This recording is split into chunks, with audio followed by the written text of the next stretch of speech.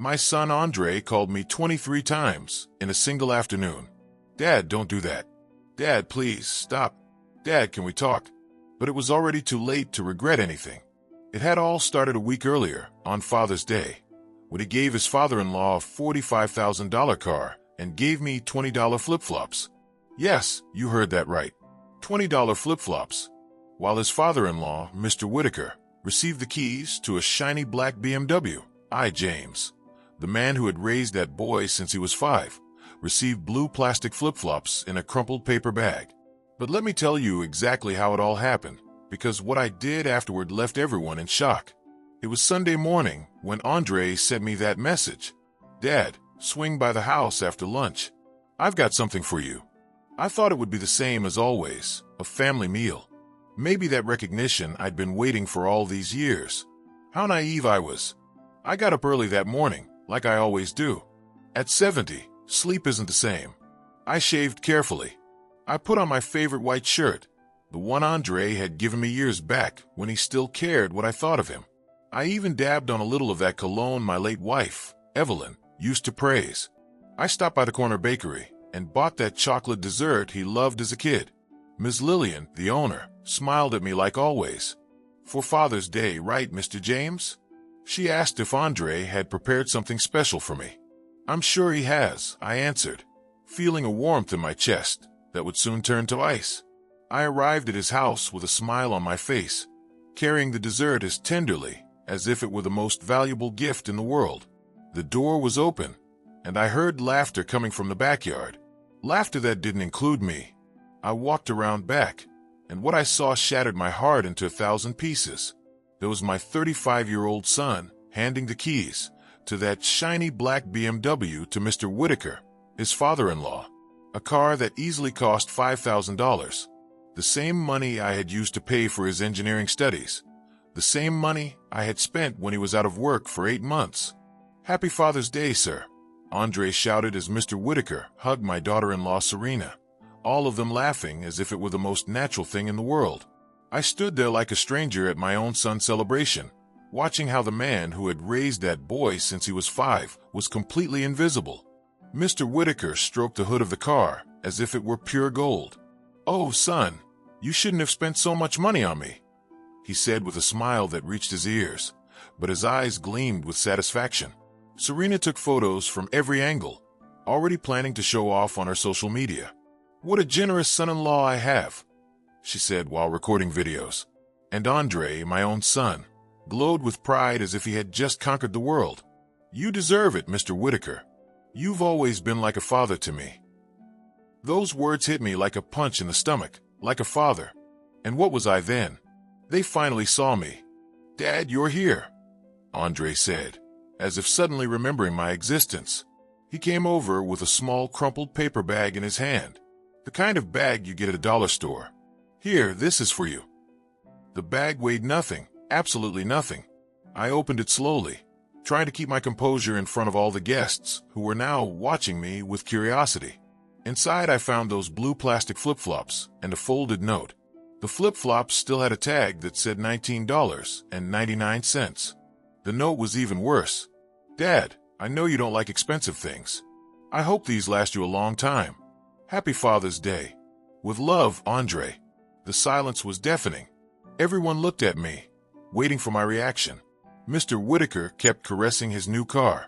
Serena had stopped taking pictures, and Andre looked at me with that expression that said, "You should be grateful." "Thank you, son," I managed to say in the calmest voice I could find. "They're very nice." But as I held those cheap flip-flops in my hands, something broke inside me. It wasn't anger I felt, not disappointment, something much deeper. It was the exact moment I realized that to my own son, I was worth exactly $19.99. I stood there, watching as everyone formed a new circle around the BMW, as if I were another piece of patio furniture. Mr. Whitaker was already sitting in the driver's seat, adjusting the mirrors, testing the sound system. "This sounds incredible, son," he shouted as music filled the whole neighborhood. Serena climbed into the passenger seat and started live streaming on Instagram. "Look what my husband gave my dad for Father's Day. A top-of-the-line BMW." Comments poured in. What a generous son-in-law. Your dad hit the jackpot. Wish I had a son-in-law like that. And there I was with my $20 flip-flops, completely ignored by my own son on the day that was supposed to celebrate me. But if only they knew. If they only knew everything I had done for that boy. I closed my eyes for a moment, and memories came like an avalanche. Andre was 5 when his mother died in that accident. 5. And I became father and mother at the same time. I remembered those first nights of him crying, calling for his mom. I remembered how he hugged me so tight I thought he would crack my ribs. I worked double shifts at the plant for 10 years. 10 years without vacations, without breaks, without a single complaint. Also, Andre could have what he needed. When he turned 16, he wanted a mountain bike.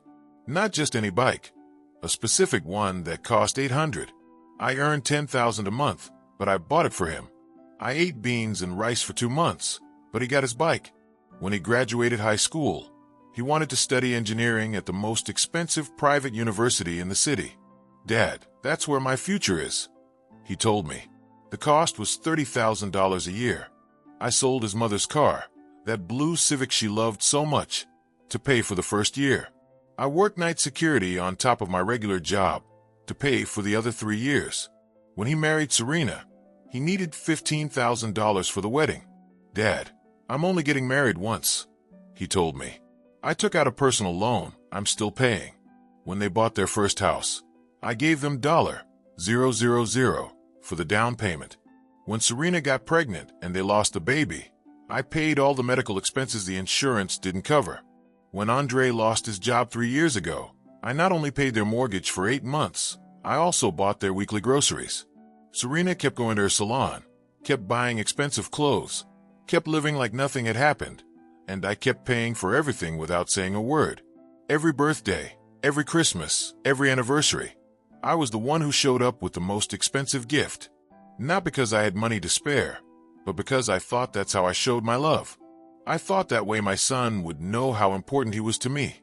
But there I was, watching that same son give a man he had known for barely 5 years a gift that cost more than I earned in an entire year. Dad, are you okay? My granddaughter Nia's voice pulled me out of my thoughts. She was 16, the same age Andre was when I bought him that bike. She was the only one who had noticed my silence. Yes, sweetheart. I'm just admiring Grandpa Whitaker's new car. I lied, trying to smile. Nia looked at me with those intelligent eyes she'd inherited from her grandmother. Do you like the flip-flops, Grandpa?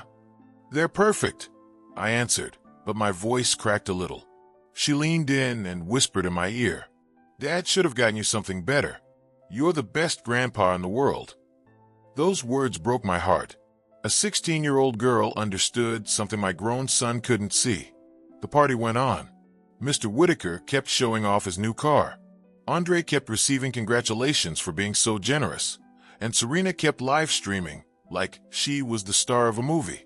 And I stood there holding my flip-flops, wondering when I had become a stranger in my own son's life. I walked over to the table where they'd set the dessert I brought. No one had touched it. There it was, untouched, as if it didn't exist. Like me, I took a small piece and tasted it. It tasted like bitter memories, like everything I had given without getting anything in return. I looked around and saw all the guests, neighbors, Serena's friends, a few of Andre's co-workers, everyone admiring the BMW. Everyone congratulating my son for his generosity toward his father-in-law. No one, not a single person, had asked what my son had given me. Mr. Whitaker came up to me with a victorious smile. James, did you see what a wonderful son you have? Look at this car he gave me. His words dripped with satisfaction, as if he wanted to rub in my face that he was worth $45,000 and I was worth only $20,000. Yes, very nice, I replied, keeping my composure. Andre has always been like a son to me, Mr. Whitaker continued. Since the day he met Serena, I treated him like my own boy, and look how he's repaid me. Each word was like a knife. Andre had never been his son, but he'd received better treatment than I had, the man who'd raised him from a baby. When I finally said goodbye, Andre gave me a quick, distracted hug. Thanks for coming, Dad. Enjoy the flip-flops. I walked to my old Toyota, 15 years on the road, and still running, because I didn't have the money to replace it. As I drove home, the flip-flops on the passenger seat stared at me like a cruel joke. That night, sitting in my favorite armchair with the flip-flops on the coffee table, I made a decision that would change everything forever. That night I couldn't sleep. I stayed awake until 4 in the morning, sitting in my armchair, staring at those flip-flops as if they were the physical proof of my insignificance. Every time I closed my eyes, I saw Mr. Whitaker's satisfied face, stroking his new BMW. I heard the laughter of everyone celebrating his gift. I felt again that stab in my chest when Andre handed me that crumpled bag.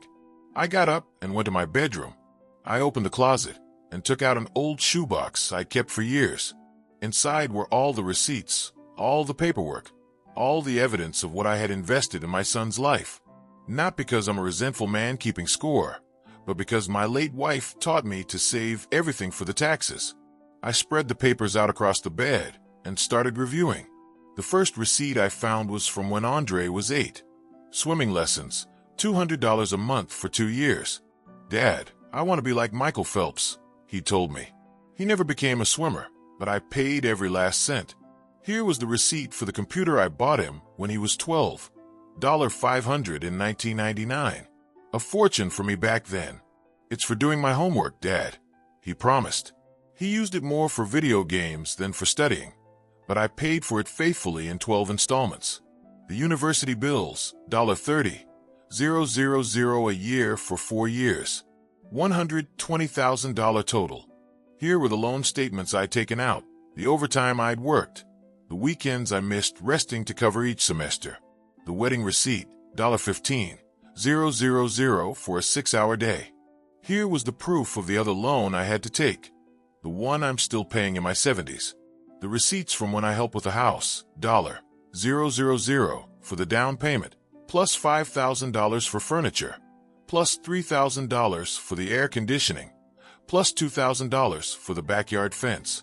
The records from when he lost his job, 8 months of a $2,000 mortgage, plus $500 a week for groceries, plus Serena's uncovered medical expenses, plus Nia's karate classes. I didn't want her to quit. I did quick math in my head. In total, I had invested more than $200,000 in Andre's life. $200,000 I didn't have, that I borrowed, that I worked day and night to earn. That cost me my health, my youth, my own dreams. And he had given me flip-flops. But it wasn't just the money, it was everything else. The sleepless nights when he had a fever as a kid. The soccer games where I was the only parent who never missed a match. The school meetings where I was always present. The teenage problems I solved without judging him. The life advice I gave when he didn't know what to do. I remembered when he had his first broken heart at 17. He locked himself in his room for 3 days without eating. I sat outside his door and talked for hours. I told him about my first love. I explained that pain is temporary. In the end, he came out and hugged me, crying, "Thanks for understanding me, Dad." I remembered his college graduation, how he walked the stage to get his diploma and searched the crowd for me. When our eyes met, he pointed and shouted, "This is for you, Dad." I cried like a baby that day, feeling like the proudest man alive. I remembered when Nia was born. Andre called me at 3 in the morning from the hospital, weeping with joy. "Dad, you have a beautiful granddaughter. She looks like an angel. Come quick. I want you to be the first to meet her after us." When had all that faded? When had I become an obligation instead of his father? The answer stared me in the face when he met Serena. At first I thought it was young love. Serena was pretty, smart, from a good family. Mr. Whitaker had money, a big house, important connections. Little by little, Andre began spending more time with them. "They're teaching me about business, Dad," he'd say. "Mr. Whitaker has contacts that can help my future." The calls got less frequent, the visits shorter. Plans with me got canceled because something came up with Serena's family. But I was still the first one he called when he needed money. The first one he came to when he had problems. I had become an ATM with feelings, Dad's bank, open 24/7, no interest charged, no questions asked. As I reviewed those receipts, I felt something I hadn't felt in years, absolute mental clarity. For the first time in a long time, I saw things exactly as they were, not as I wanted them to be, not as I hoped they were, but as they really were.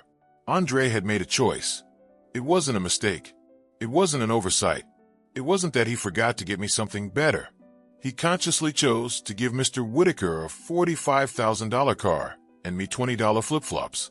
He chose to make me feel insignificant on my day. And I had to choose, too. I could keep being the father who accepts any crumb of attention just to avoid losing his son. I could keep pretending the flip-flops were a thoughtful gift.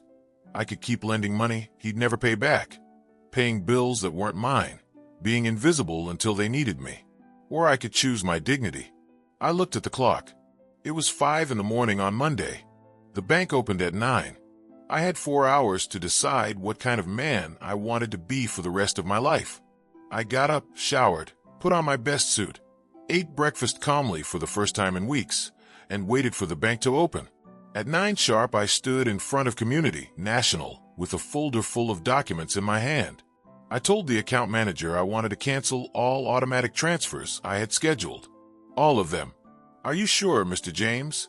Some of these have been active for years. Completely sure, I answered with a calm that surprised me.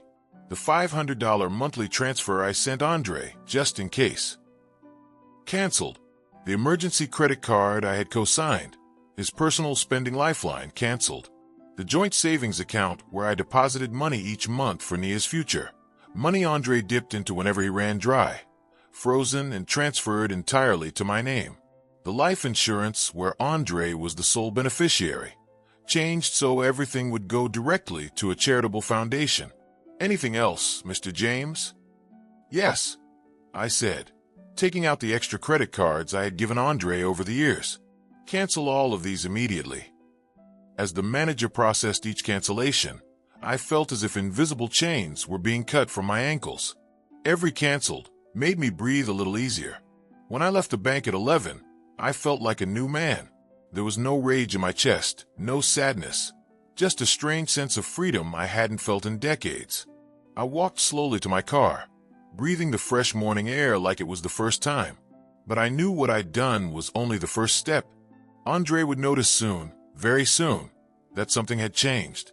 The cards would start getting declined, the transfers wouldn't arrive, and then the show would begin. I didn't have to wait long. The phone rang for the first time at 2 in the afternoon.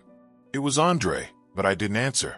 It rang again at 2:15, then 2:30. By 3 p.m., I had 8 missed calls. I finally answered the 9th. Dad, where are you? Why aren't you picking up?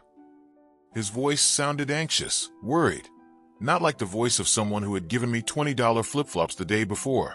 I'm home. What's going on, son? There is something going on. My credit card was declined at the grocery store. I called the bank, and they said it was canceled. Do you know anything about that? His tone had shifted. Less worry, more entitlement, as if he had a right to spend my money without even asking. Yes, I canceled it this morning, I replied with the same calm I'd used to say I changed the car's oil. What? Why would you do that? I used that card for emergencies. Emergencies like what, Andre? Like the BMW you gave Mr. Whitaker. A long silence.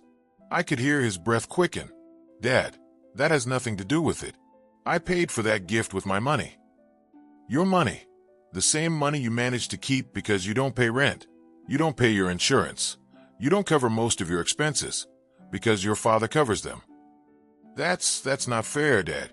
You know I work hard. You work hard, yes, but with my subsidies.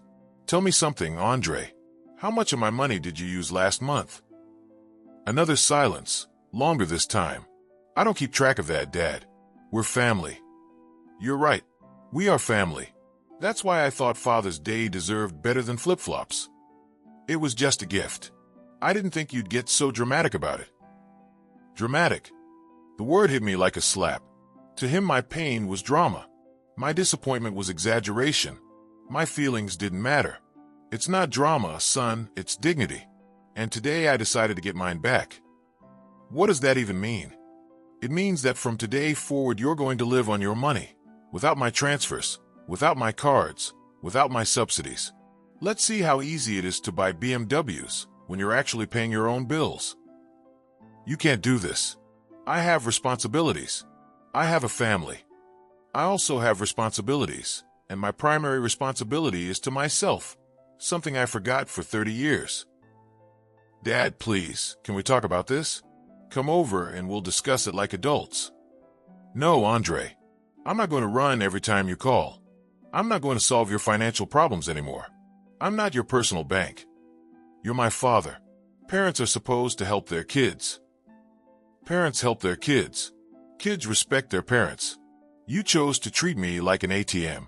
Now I choose to treat you like the adult you're supposed to be. I hung up the phone. My hands didn't shake. My voice hadn't cracked. For the first time in years, I had stood up for myself without apologizing. The phone rang immediately. I didn't answer. It rang 20 more times that afternoon. I answered none of them. At 6 that evening, I heard a car pulling into my driveway. I looked out the window and saw Serena's silver Honda parked outside. Andre climbed out of the passenger seat like a storm, walking fast toward my front door. Serena stayed in the car, probably live streaming this family drama for her followers. He banged on the door so hard I thought he'd break it. Dad, open up. We need to talk. I opened the door slowly, without hurry. Andre pushed his way in, his face red with frustration. What the hell is wrong with you? Why did you cancel everything? Why won't you answer the phone? Sit down, Andre, I said, pointing to the armchair across from mine. We're going to talk like adults, as you said. He sat down, but only on the edge, ready to spring up at any second. Tell me exactly what you want, I said. I want you to reactivate the cards, restore the transfers, and drop this drama. And what do you offer me in return? In return? I'm your son.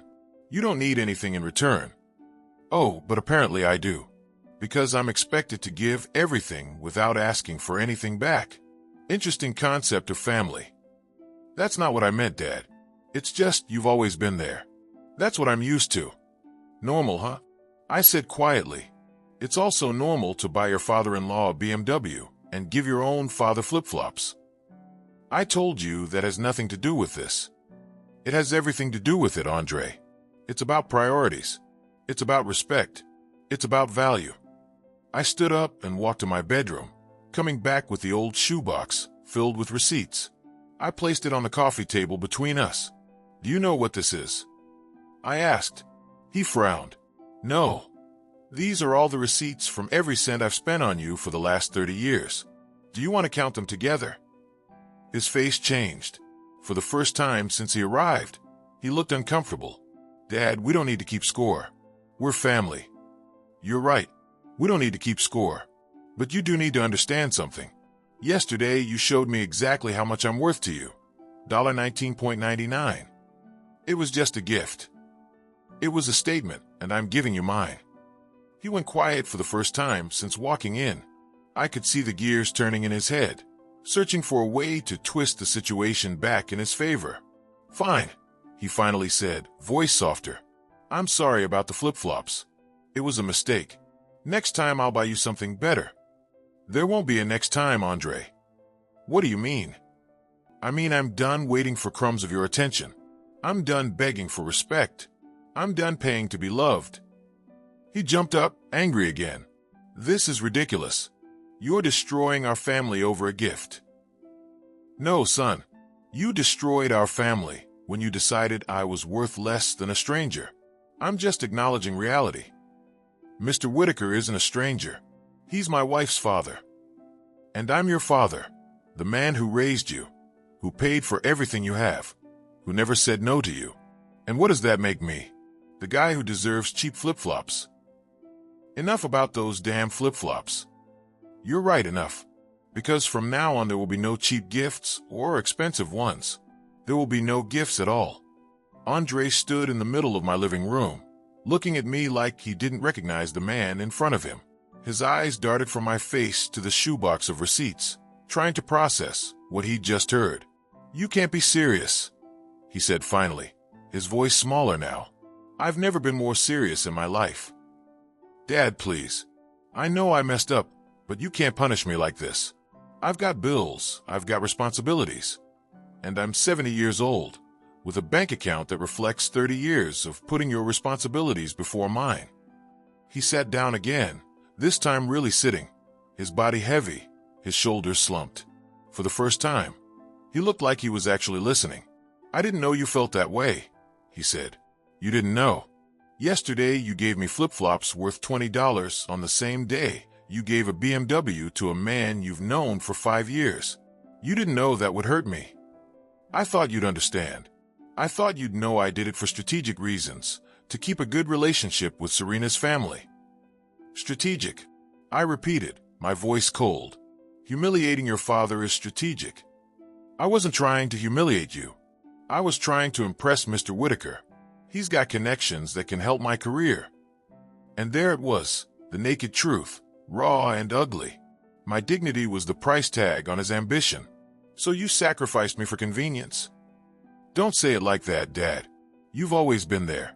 I knew you'd understand." "Of course. Dad always understands. Dad never complains. Dad never says no. Dad's so dependable, you can step on him anytime you need to impress someone more important." "That's not it."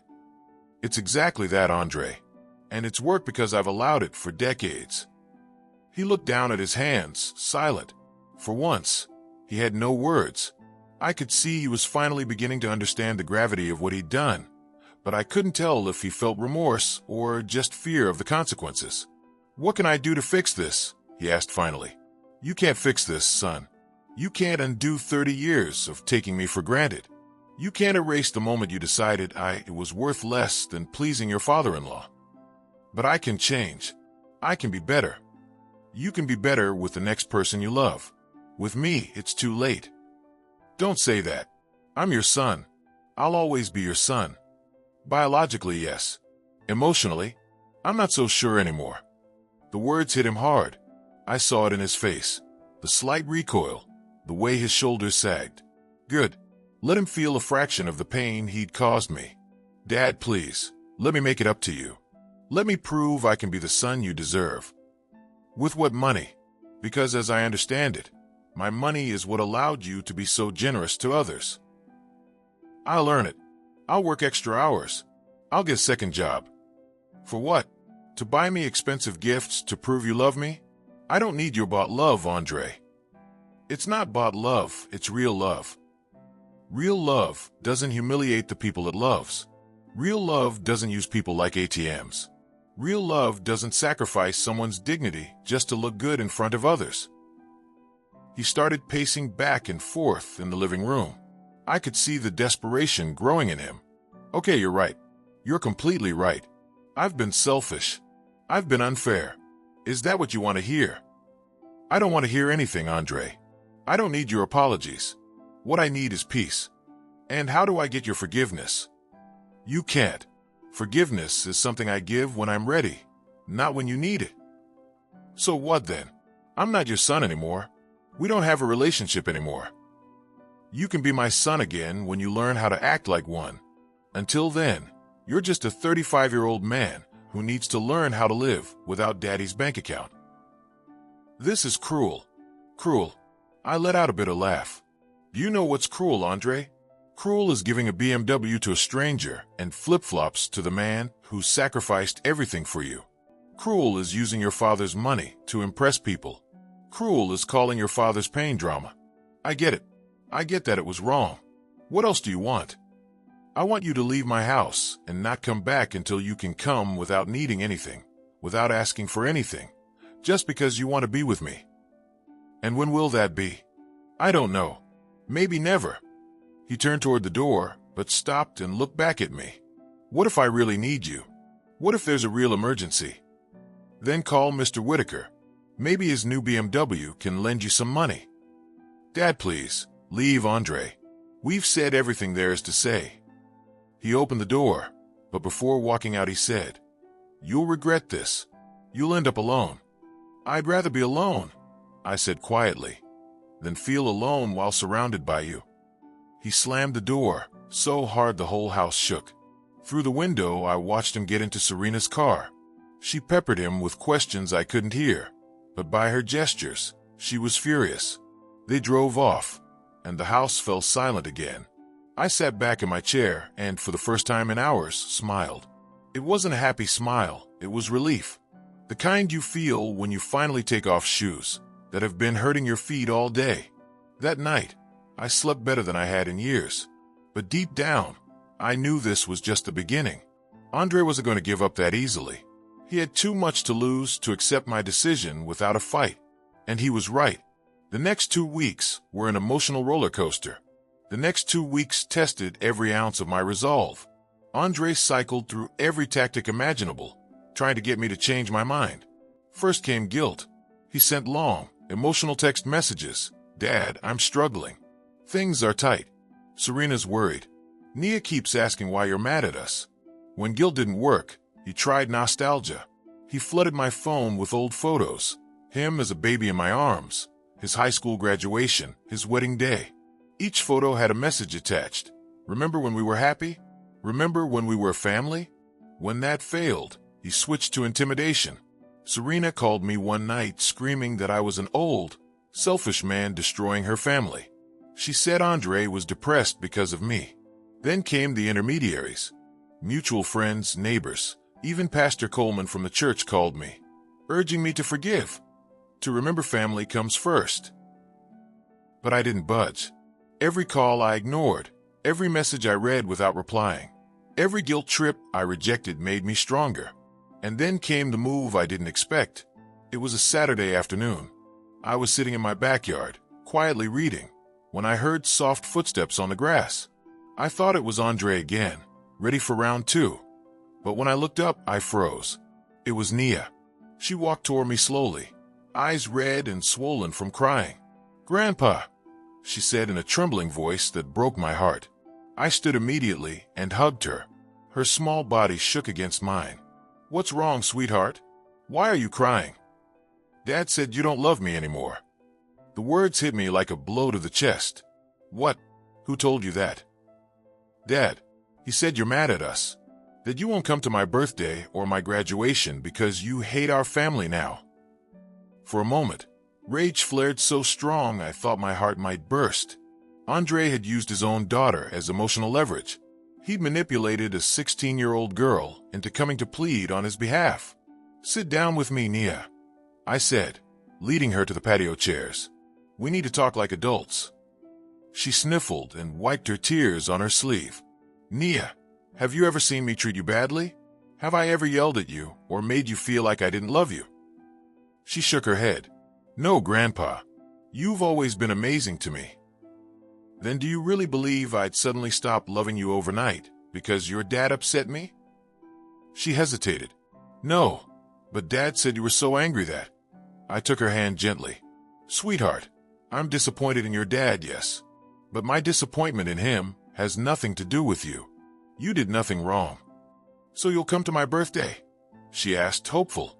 "Of course I'll come to your birthday, to your graduation, to anything important in your life, if you want me there." Really? But you need to understand something important, Nia. Your father and I are dealing with adult problems that don't involve you. He did something that hurt me deeply, and now we're learning to have a different kind of relationship." "What did he do?" I hesitated. She was still young, but she was sharp, too sharp for vague answers. She deserved honesty, at least the kind she could handle.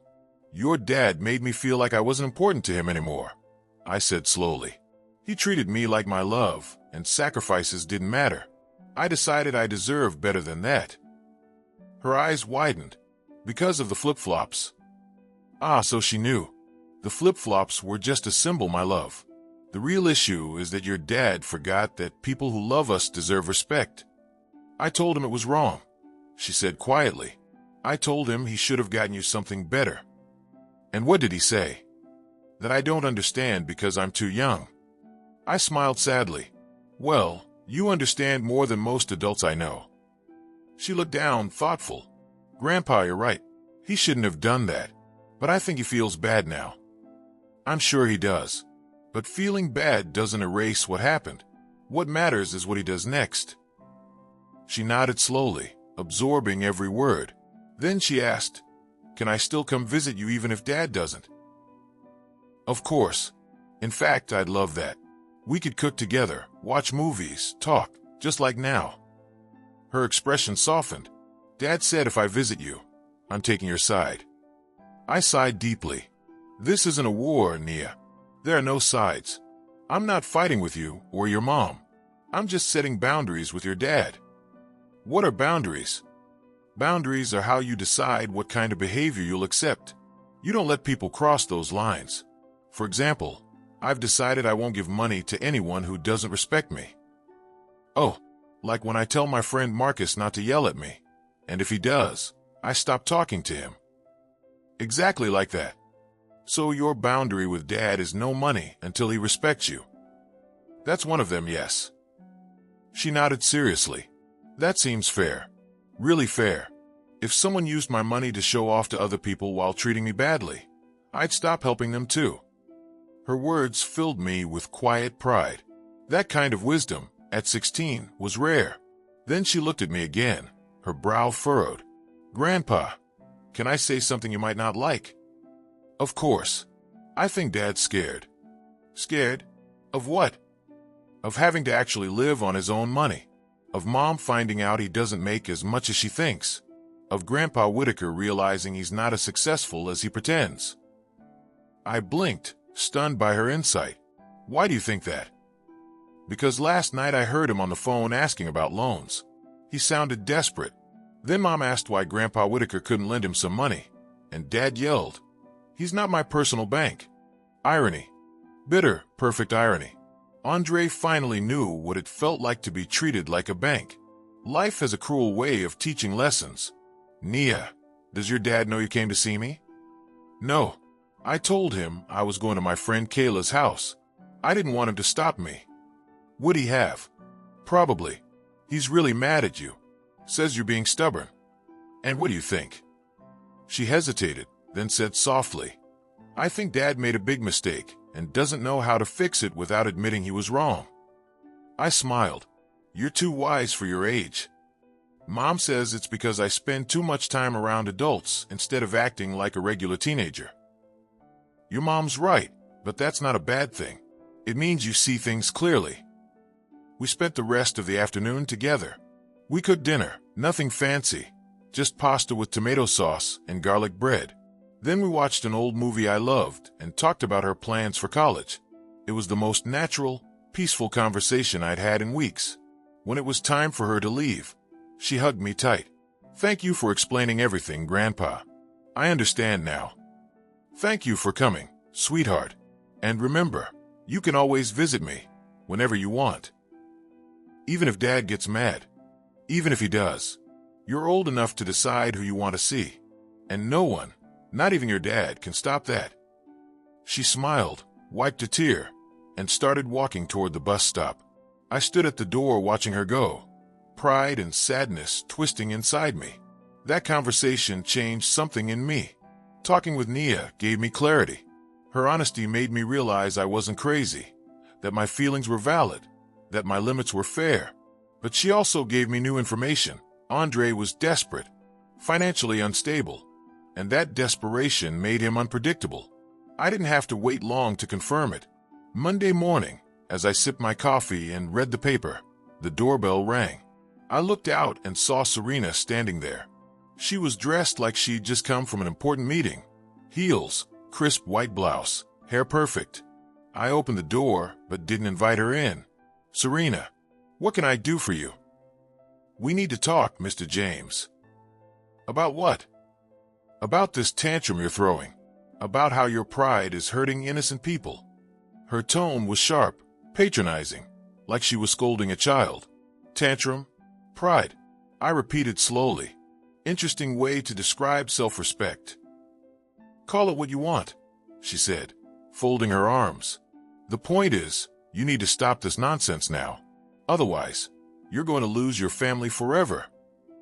Are you threatening me, Serena? Not threats. Facts. Andre is thinking about moving to another city. He says he can't live near someone who emotionally blackmails him. I laughed, a deep, genuine laugh that startled her. Emotional blackmail? That's what you call consequences. That's what I call a father using money to control his grown son. She stood there, confident, thinking she had cornered me. But she didn't know me as well as she thought. Control. I said calmly, Do you know how many years Andre spent using my money without asking? How many times he spent it on you while giving me scraps of attention? That's different. Parents help their kids. It's natural. Parents help their kids when they're respectful, Serena. They don't fund adults who treat them like ATMs. Andre respects you. Really? Because giving me flip-flops while buying your father a BMW is an odd way to show respect.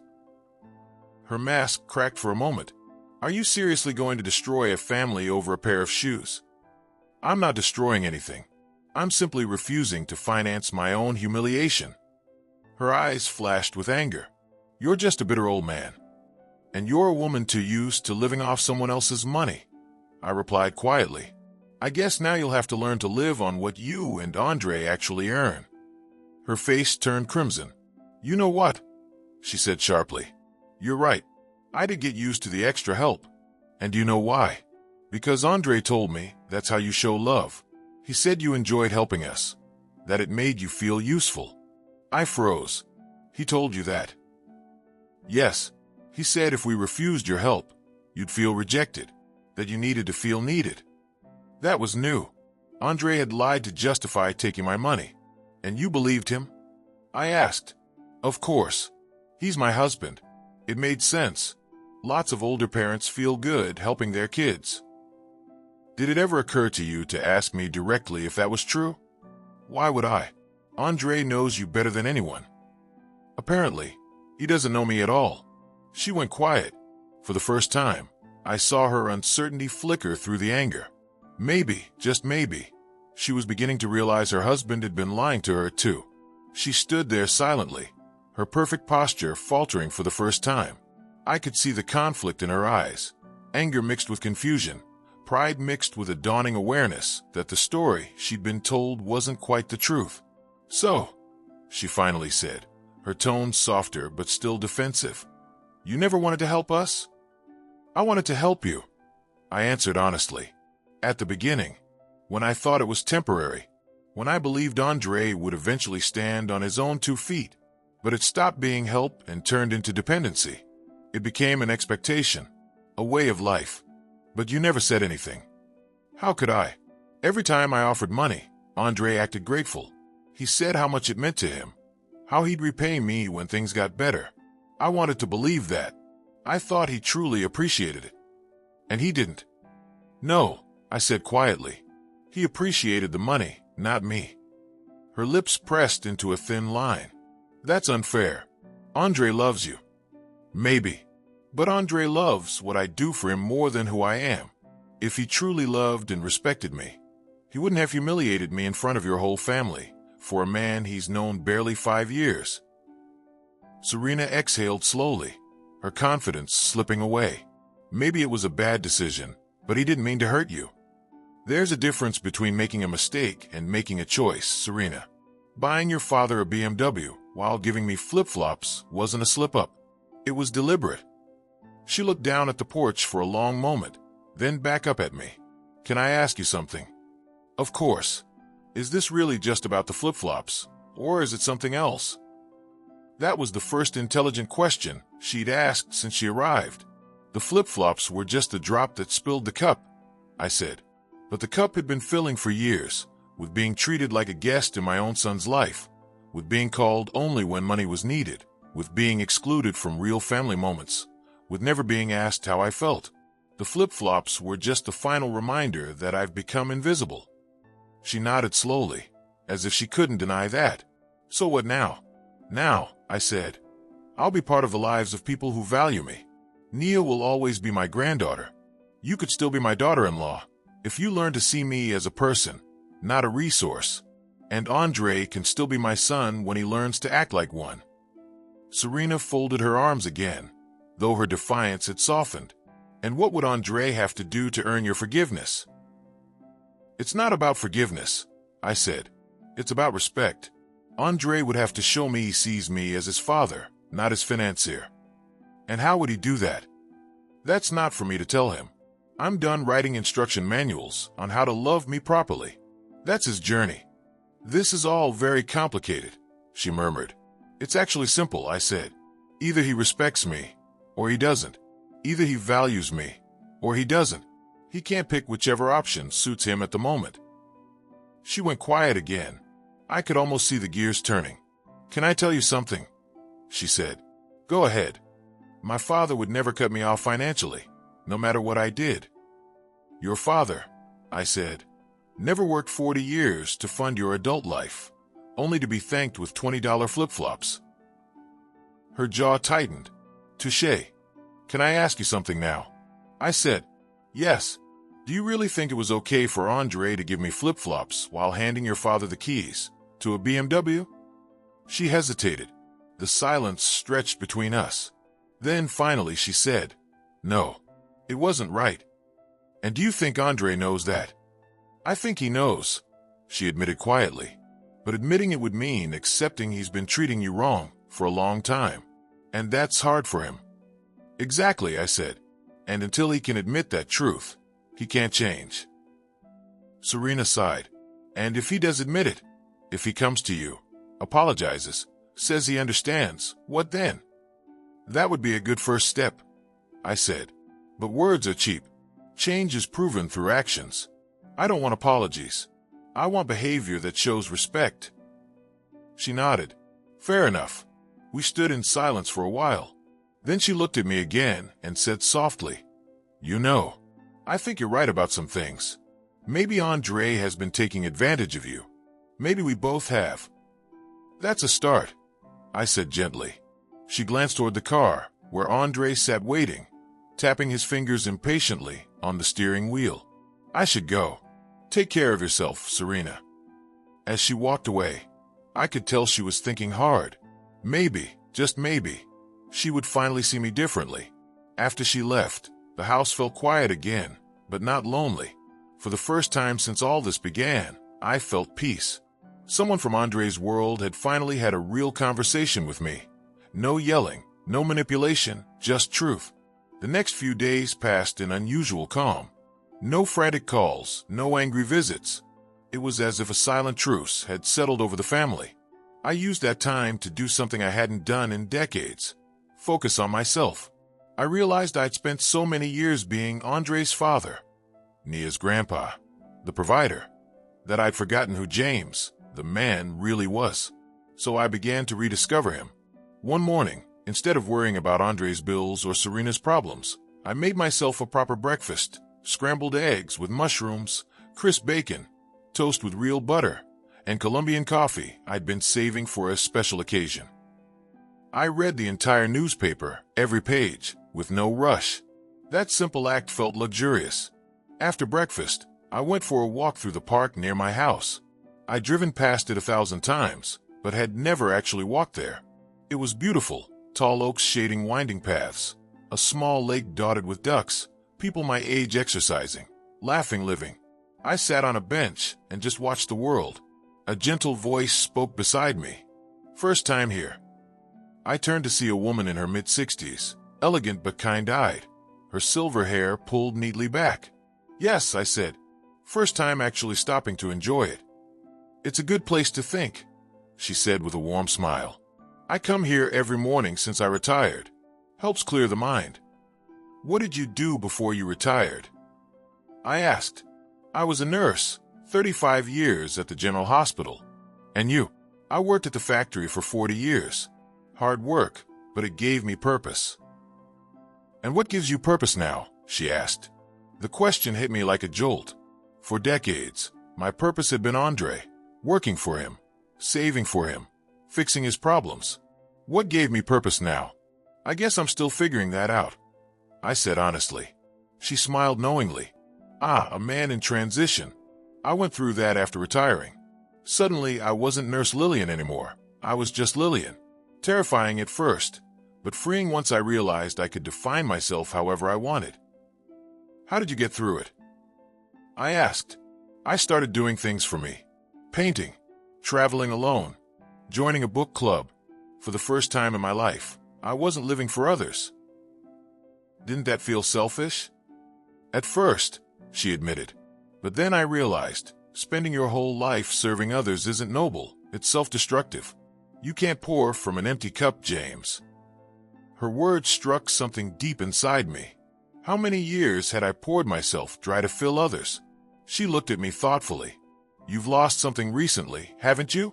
That's why you're here, reevaluating your life. In a way, I said. I lost the illusion that I mattered to the people I love most. Ah, she said softly. That's the worst kind of loss. Giving and giving to people who only take. Exactly. Do you have family? She asked. A son and a granddaughter, I said. Let's just say my son and I are learning about respect. And your granddaughter? She's my angel, the only one who truly sees me. She nodded. Grandchildren often do. They don't carry the baggage of expectations. True. Then here's my advice, James, she said kindly. Don't live your life waiting for others to change. Live it in a way that makes you happy, with or without their approval. If they grow and join your happiness, wonderful. If not, you'll still have it. It sounds simple. It is, she said with a chuckle. And it's also the hardest thing in the world. But setting boundaries and keeping them, that's the real test of love for yourself. I've started setting some, I said quietly. And how does it feel? Liberating and terrifying. She grinned. Perfect. That means you're doing something right. We talked for another hour. Her name was Lillian, like the baker from my neighborhood, and she told me stories about traveling alone, painting her first landscapes at 60, and leading her book club. Before she left, she handed me a slip of paper with her number. You should come to the book club Wednesday, she said. We're reading something about second chances. You might like it. I smiled. I'll think about it. Don't think too much, she said. Curiosity is a gift at our age. Use it. That afternoon, I walked home lighter than I had in years. For the first time, my thoughts weren't filled with anger or disappointment, but with possibility. Lillian was right. I couldn't control if Andre changed. I could only control how I lived. And maybe, just maybe, it was time to start living for myself. The following week felt different, calmer, lighter, as if the air itself had thinned around me. For the first time in years, my days didn't revolve around waiting for someone to need me. I woke up early, opened the windows wide, and let the sunlight pour in. My house no longer felt like a waiting room. It felt like mine. I went back to the park every morning. Sometimes Lillian was there, sometimes not. When she was, we'd walk together, talking about life, books, or the little joys we'd rediscovered in our old age. I hadn't realized how lonely I'd been until I started laughing again. Genuine, belly-deep laughter. On Wednesday, I finally accepted her invitation to the book club. It met in a small cafe near the park. A dozen people, mostly in their 60s and 70s, sat around a long table with steaming cups of coffee and worn paperback novels. The book that week was The Second Sunrise, a story about an old man who leaves everything behind to start over in a coastal town. As they discussed the main character's decision to cut ties with his ungrateful family, I couldn't help but feel like I was reading my own story. When it was my turn to speak, I said, "Sometimes walking away isn't abandonment, it's self-preservation." The group went silent for a moment, then nodded. Lillian smiled at me from across the table. That night, for the first time in decades, I went to bed not thinking about Andre. I slept like a man at peace. But peace never lasts forever. 2 weeks later, on a Friday afternoon, I got a knock at the door.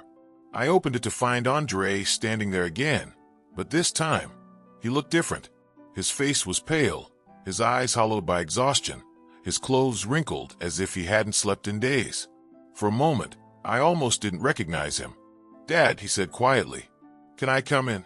I stepped aside without a word. He entered slowly, looking around as if the house had become foreign to him. "You've lost weight," I said finally. "So have you," he replied softly. We stood there in silence for a few seconds before I gestured toward the couch. He sat down heavily, hands clasped between his knees. "I'm not here to argue," he said. "I just need to talk." "Then talk." He took a deep breath. "I messed up. I know that now. I've known it for weeks, but I didn't know how to face you. I was angry because I felt like you were punishing me. But I see now that you were right. I treated you horribly. I didn't say anything. I wanted him to speak freely. When I bought that car for Mr. Whitaker, I told myself it was business. He continued, that it would help me get ahead. But the truth is, I just wanted to impress him. I wanted to feel like I belonged to their world, the world where people like him live. I thought giving him that car would make me feel successful. And did it? I asked. He looked down. No, it made me feel empty, especially when I saw your face that day. You didn't yell. You didn't even look angry. You just looked disappointed. That look has haunted me every day since.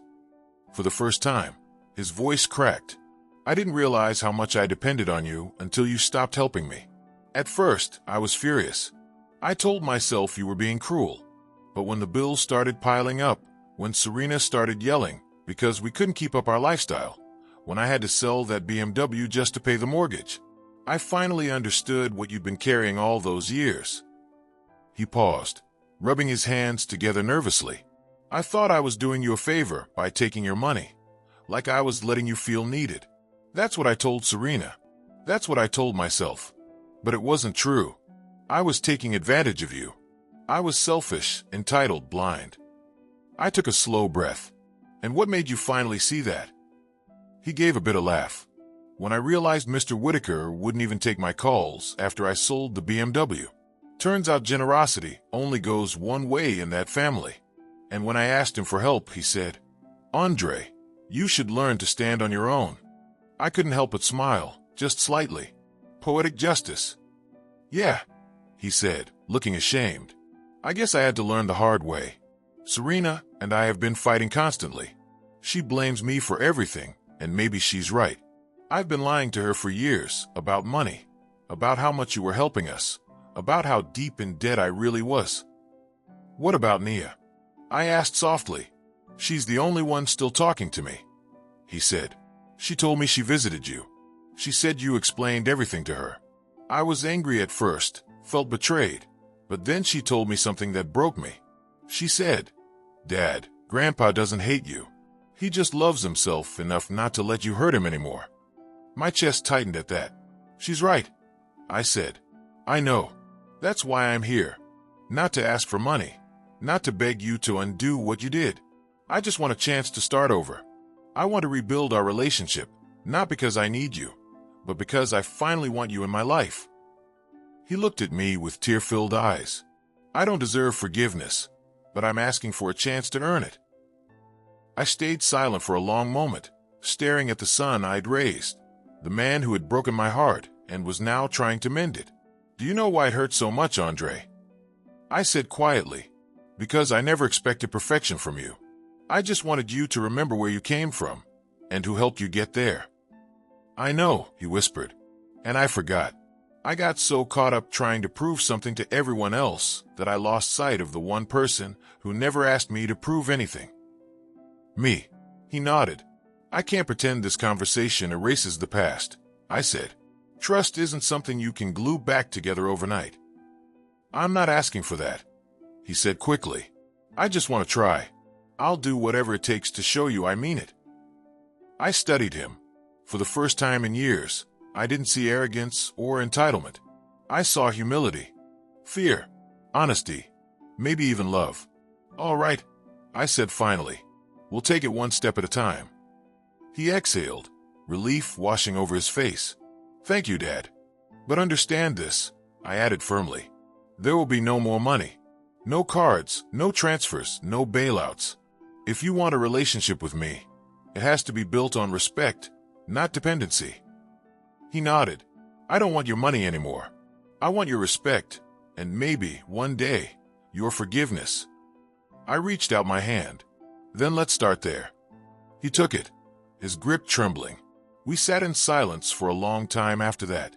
Two men bound by blood and mistakes, both trying to unlearn old patterns. When he finally left, the house felt different. Not heavy, not empty, just balanced. Like something had shifted back into place. That evening, I went to the park again. Lillian was there, reading on our usual bench. Rough day, she asked with a smile. Important day, I said. Did you finally talk to him? Yes, and for the first time in a long while, I think he actually listened. She closed her book. And how do you feel? Lighter, I said. I realized something today. Forgiving someone isn't about forgetting what they did. It's about freeing yourself from the weight of it. She smiled. That's wisdom right there. We sat quietly as the sun dipped low behind the trees, painting the sky in streaks of gold and orange. I used to think growing old meant losing things, I said, but now I see it's about gaining perspective. I lost illusions, yes, but I gained peace. Lillian nodded. And peace, she said softly, is worth more than any BMW. I chuckled. You have no idea how true that is. We sat there until the park lights flickered on, the world around us quiet except for the distant sound of children playing and ducks splashing in the lake.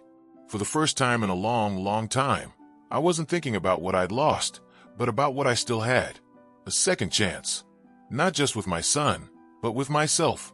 Later that night, as I walked home under the soft glow of the streetlights, I found the flip-flops still sitting by the door where I'd left them weeks ago. I picked them up, turned them over in my hands, and smiled. They weren't a symbol of humiliation anymore. They were a reminder of what I'd endured, of what I'd learned, and of how far I'd come. I placed them back down, neatly, right by the door, not as a gift from my son, but as a monument to the moment I finally chose to love myself first